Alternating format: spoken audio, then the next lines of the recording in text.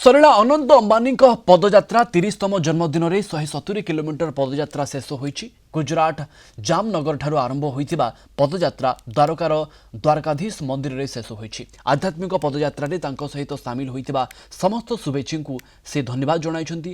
पदयात्रार शेष दिन में पत्नी राधिका मर्चांट मध्य अनंत अंबानी सहित सामिल होइतिले। विवाह परे द्वारकाधीश मंदिर को पदयात्रा रे आसिबाकू अनंत अंबानी मानसिक रखिथिले बोली राधिका कहिछन्ति। मार्च 29 तारिख में पदयात्रा आरंभ होइतिला। पूर्वरु जेतेबेले पदयात्रा रे जिबाकू अनंत निज इच्छा को बापा मुकेश अंबानी को जणाइथिले सेतेबेले से एथिपाई प्रोत्साहन देबा सहित जामनगर द्वारका को यात्रा करने परामर्श देइथिले। द्वारकाधीश आज रामनवमी, जय द्वारकाधीश और रामनवमी की बहुत बहुत शुभकामनाएं। आज 10वां दिन है और हमारा पद यात्रा का अंत है।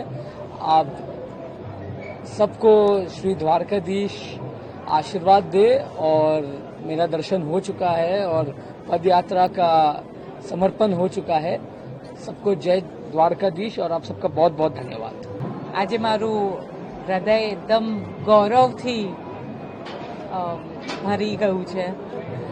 મારો આનંદ છે આ પવિત્ર પદયાત્રા જામનગરથી દ્વારકાધીશ આજે રામનવમીના દિવસે પૂરી કરી છે।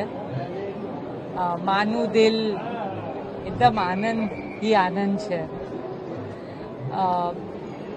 આનંદની સાથે બધા જે યુવકો સાથે આવ્યા છે એ આપણી સંસ્કૃતિ, આપણું હેરિટેજ, આપણું કલ્ચર આગળ લઈ રહ્યા છે।